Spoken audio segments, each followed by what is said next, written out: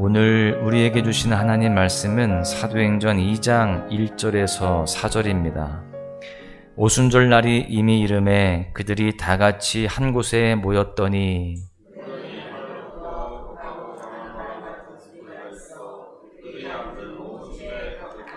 마치 불의 혀처럼 갈라지는 것들이 그들에게 보여 각 사람 위에 하나씩 임하여 있더니 그들이 다 성령의 충만함을 받고 성령의 말하게 하심을 따라 다른 언어들로 말하기를 시작하니라. 아멘. 본문 사도행전 2장의 말씀은 너무나 유명한 말씀입니다. 특별히 오늘 본문은 유일하게 오순절 성령 강림이라고 하는 역사적인 사건에 대해서 말씀하고 있습니다. 그리고 더 나아가서 베드로의 첫 설교가 소개되어 있기도 합니다.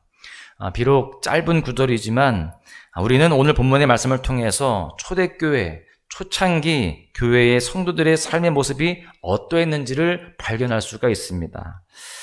부활하신 예수님께서는요, 자신의 택한 제자들을 부르시고 하나님 나라에 대해서 가르치셨습니다. 그리고 약 40일 동안 제자들과 함께 계셨습니다. 예수님은 그들과 함께 식사를 나누며 교제하셨죠. 그런데 이제 때가 다가오고 있습니다. 어떤 때입니까? 바로 예수님께서 하나님 아버지가 계신 하늘로 승천하시는 때입니다. 그렇게 승천하시게 되면 제자들은요, 이 땅에 인간으로 오신 예수님, 육신의 몸을 입고 계셨던 예수님과 더 이상 교제할 수가 없게 되는 겁니다. 그렇게 예수님께서는 하늘로 올라가셨고요. 그 후에 약 10일 정도가 지나게 되었습니다. 이날은 6월절로부터 50일째가 되는 날인데 바로 오순절이었습니다. 그렇다면 오순절은 어떤 날일까요? 오순절이 무엇인지, 그리고 왜 성령님께서 이 오순절에 임하셨는지에 대해서 이해하기 위해서 우리는 유대인들의 3대 절기를 이해할 필요가 있습니다. 유대인들에게는요, 3대 절기가 있습니다. 유월절, 맥추절, 초막절입니다. 그런데 이 오순절은 맥추절 또는 칠칠절이라고도 불렸던 절기인데, 애굽에서 종살이할 때 어린 양의 피로 구원받은 데서 유래된 유월절, 그리고 이 유월절 이후 다음 날부터 계산을 해서 50일째가 되는 그날을 오순절이라고 했습니다. 이때 이스라엘 사람들은요, 오순절에 두 가지를 기억을 했다고 해요. 먼저 밭에서 수확하던 첫 수확을 하나님께 감사를 드리는 추수감사의 그런 절기입니다. 또한 두 번째로는 이 오순절은요, 이스라엘 백성들이 출애굽하고 나서 시내산에 도착했죠. 그때 하나님은 모세에게 율법을 주십니다. 유대인들의 날을 계산을 해보면 모세가 시내산에서 율법을 받은 날이 바로 이 날이었다라고 하는 겁니다. 그래서 오순절은요, 이스라엘 백성들이 하나님께서 자신의 백성들에게 율법을 주신 날이라고 기억을 하고 있는 겁니다. 그렇다면 우리는요, 생각해봐야 할 문제가 있습니다. 하나님은 왜 하필 그 많고 많은 날 중에 오순절에 성령님을 보내주셨을까요? 오순절은 이미 말씀드린 바와 같이 수확의 날입니다. 그리고 모세가 시내산에서 율법을 받은 날로 기억하는 날입니다. 이러한 맥락에서 생각을 해보면 수확의 날인 오순절에 성령님이 임하셔서 영적인 첫 추수가 이루어지게 되는 겁니다.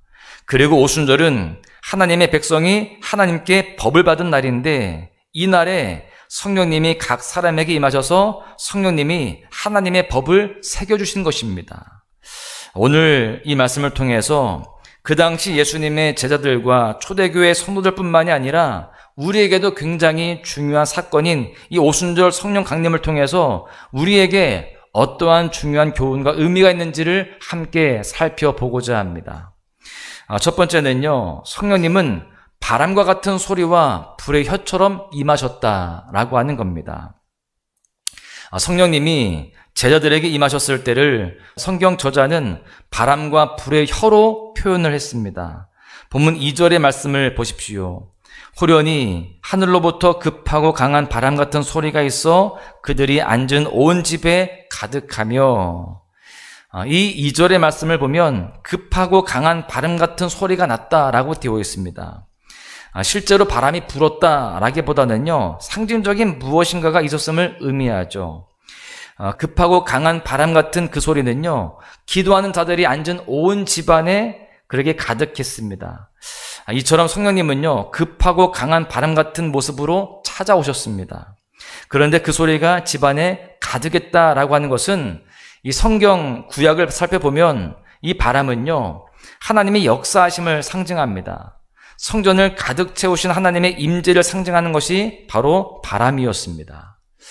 그런가 하면 3절에 보시면 마치 불의 혀처럼 갈라지는 것들이 그들에게 보여 각 사람 위에 하나씩 임하여 있더니, 바람 같은 소리라는 표현처럼 또한 불의 혀처럼 갈라지는 것들이 그렇게 임했다라고 묘사하고 있습니다. 구약 성경에서 하나님이 임재하실 때 불이 자주 등장을 하죠. 우리가 잘 아는 것처럼 모세가 미디안 광야에서 하나님을 처음 만났을 때, 떨기나무가 불타고 있었을 때 그렇게 만나게 됩니다. 또 이스라엘 민족이 시내산에서 율법을 받을 때도 불이 있었습니다. 여러분, 이처럼 구약에서 하나님께서 임재하실 때 불이 있었던 것처럼 이 신약에 와서도요, 성령님이 임하실 때에 불이 있었다라고 하는 겁니다.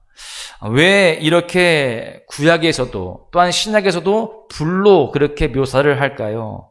그것은 바로 구약의 하나님과 신약의 성령님은 동일한 신성과 영광을 가지신 삼위일체 하나님이시다라는 것을 알려주기 위함인 줄로 믿습니다. 두 번째는요, 성령님은 예수님을 믿는 모두에게 임하셨다라고 하는 겁니다. 여러분, 성령님이 누구에게, 어떤 사람에게 임하셨는가를 보니까 4절에 보십시오. 그들이 다 성령의 충만함을 받고 성령이 말하게 하심을 따라 다른 언어들로 말하기를 시작하니라. 마가의 다락방에 모였던 모든 사람들, 120명의 사람들이 다 성령의 충만함을 받게 되었습니다. 120명의 사람들 중에는요, 다양한 직업과 다양한 성품, 기질을 가진 사람들이 모였을 것입니다. 그런데 성령님은요, 그들의 출신과 성별, 또 나이, 직분에 상관없이 한 사람 한 사람 그 자리에 있던 모든 사람들에게 임하셨습니다. 이처럼 성령님은요, 예수님을 믿는 우리 모두에게 다 임하시는 줄로 믿습니다. 그래서 우리는 기도할 때 성령님의 인도하심과 성령님의 능력을 경험할 수가 있는 겁니다. 구약의 시대처럼 특별한 소수에게만, 특별한 직분자에게만 그렇게 성령의 능력이 있는 것이 아니라 오순절 성령 강림을 통해서 예수님을 내 삶의 주인으로, 나의 구원자로 고백하는 모든 사람에게 성령이 임하심을 기억하시고 우리 모두가 성령님을 사모하는 삶이 되어야 할 줄로 믿습니다. 세 번째는요, 예수님의 말씀에 순종할 때 성령님이 임하셨다라고 하는 겁니다. 성령의 충만함을 누리길 원한다면 우리가 꼭 기억해야 할 사실이 있습니다.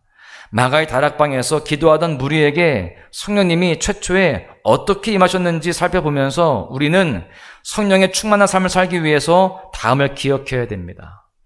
오순절에 예수님의 제자들을 중심으로 120명의 사람들이 한 곳에 모여서 기도했습니다. 이때 모인 사람들, 천하 각국에서 모인 사람들은요, 예수님께서 승천하시기 전에 주셨던 명령대로 성령을 구했습니다. 사도행전 1장 4절의 말씀대로 예루살렘을 떠나지 말고 예수님께서 말씀하셨던 성령, 하나님 아버지께서 약속하셨던 성령을 기도하면서 기다렸다는 겁니다. 성령을 받아서 예루살렘과 온 유대와 사마리아와 땅끝까지 이르러서 예수님의 증인이 되게 해달라고 그렇게 부르짖었던 것입니다.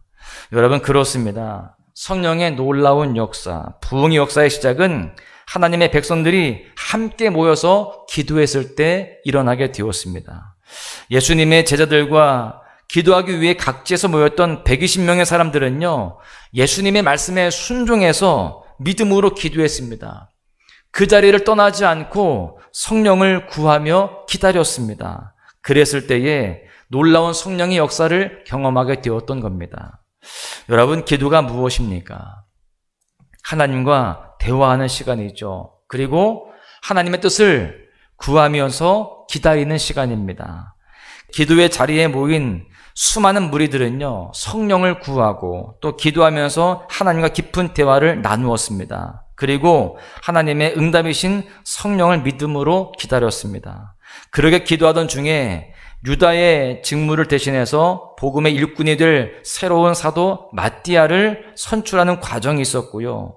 하나님이 마띠아를 세우신 그 이후에도 간절히 기도했습니다. 순종함으로 끝까지 기도했어요.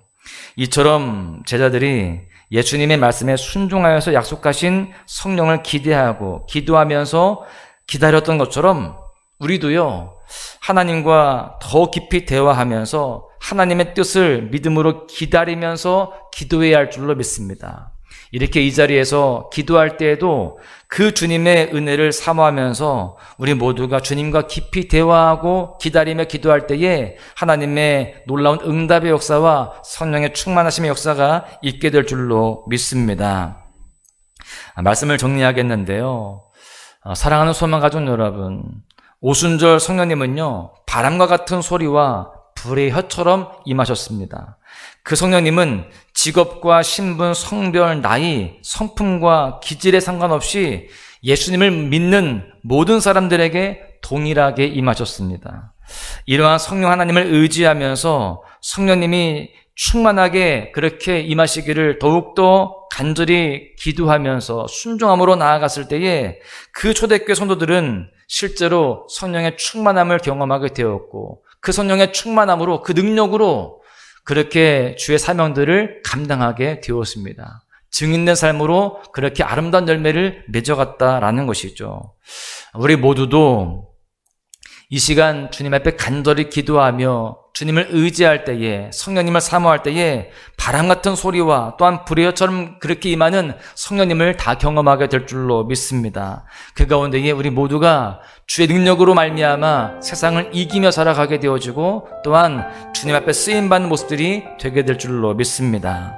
오늘 하루도요, 초대교회 성도들처럼 하나님과 깊이 대화하고 하나님의 뜻을 믿음으로 기다리며 기도의 시간을 통해서 하나님과 깊이 그렇게 교제하는 삶으로 승리하시기를, 또한 쓰임받는 삶이 되시기를 주님의 이름으로 간절히 축원합니다. 나의 주님께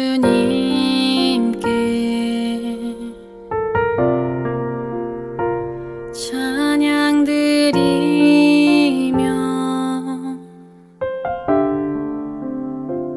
그 크신 사랑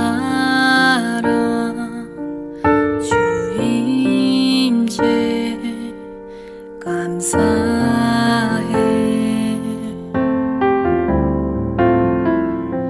어둠 속에 찾아오셔서